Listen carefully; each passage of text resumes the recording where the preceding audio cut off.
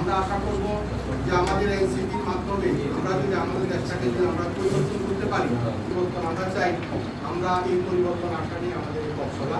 বাগাইছড়ির পৌর ছাত্র দলের 11 নম্বর যুগ্ম আহ্বায়ক উনি আমাকে বিভিন্নভাবে হুমকি দেওয়া শুরু করছে। তো আমি ওনার থেকে জানতে চাইলাম যে আসলে আমাকে এখানে হুমকি দেওয়ার কারণ কি, বা আমি এখানে কাজ করতে আসছি, আমি তো অন্য কোনো উদ্দেশ্যে আসি নাই।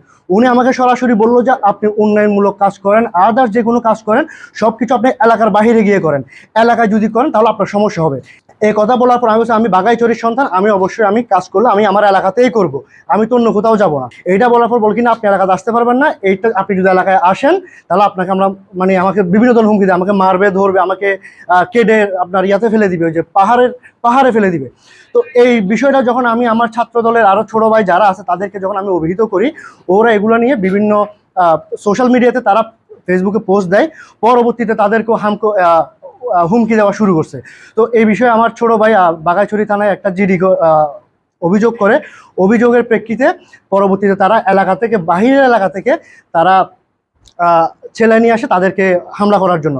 তো পরবর্তীতে যখন ঘটনা যখন অনেক বড় হয়ে যাচ্ছে, পরবর্তীতে আমি রাঙ্গামাটি জেলার যিনি দায়িত্বে আছেন দীপেন দেওয়ান দাদা, আমি ওনাকে মোবাইল কলে আমি অভিযোগ করি। অভিযোগ দেওয়ার পরে উনি আমার অভিযোগটা গ্রহণ করেনি এবং ওনার বিরুদ্ধে যথাযথ ব্যবস্থা গ্রহণ করেনি। তো আমি আজকের এই সংবাদ সম্মেলনে আমি এতটুকুই আশা করব, যেহেতু 5ই আগস্টের পরপর আমাদের তৎকালীন কেন্দ্রীয় সমন্বয়ক সাজিদ আলম ভাই একটা কথা বলেছিলেন, আমরা গণ অভ্যুত্থান পরবর্তী সময়ে আমরা এমন একটা বাংলাদেশ চাই যে বাংলাদেশে দলমত নির্বিশেষে সবাই ঐক্যজোট হয়ে আমরা ঐক্যভাবে কাঁধে কাঁধ মিলিয়ে আমরা কাজ করব। ওই সুবাদে কিন্তু আমার বাগাইছড়ি যাওয়া। তাহলে 5ই আগস্টের পর আওয়ামী লীগ যে কাজটা দীর্ঘ 17 বছর যাবৎ করে গেছে, তাহলে এই সময় এসে বিএনপি তারা কেন আবার সেম কাজটা করছে? তাদের কাছে আমার প্রশ্ন হলো, আমরা তো তাদেরকে শত্রু মনে করি না, আমরা তো তাদেরকে পর মনে করি না, আমরা যে কেউ একই এলাকায় আছি, আমরা চাই দলমত নির্বিশেষে সবাই যার দল করতে পারে, আওয়ামী বিএনপি করবে, আপনার এনসিপি করবে, গণ অধিকার পরিষদ করবে, সেটা যার ব্যক্তিগত ব্যাপার, কিন্তু আমরা তো কেউ কারো শত্রু নই। আমরা চাই পরিশেষে আমার এটাই থাকবে, আমরা সবাই একসাথে হয়ে যেইভাবে এলাকার সুন্দর হয় আমরা ওইভাবে কাজটা করব।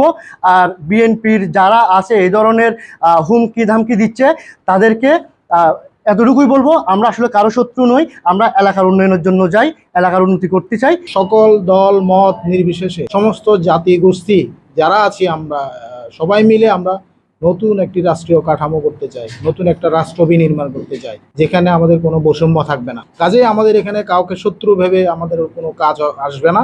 আমরা বরং আমাদের এটা সামনের অগ্রযাত্রায় আমাদের এটা প্রতিবন্ধকতা সৃষ্টি করবে। কাজে সবাইকে আমরা আপন করে নিয়ে আসলে আমরা সমাজ পরিবর্তনের অঙ্গীকার করতে চাই।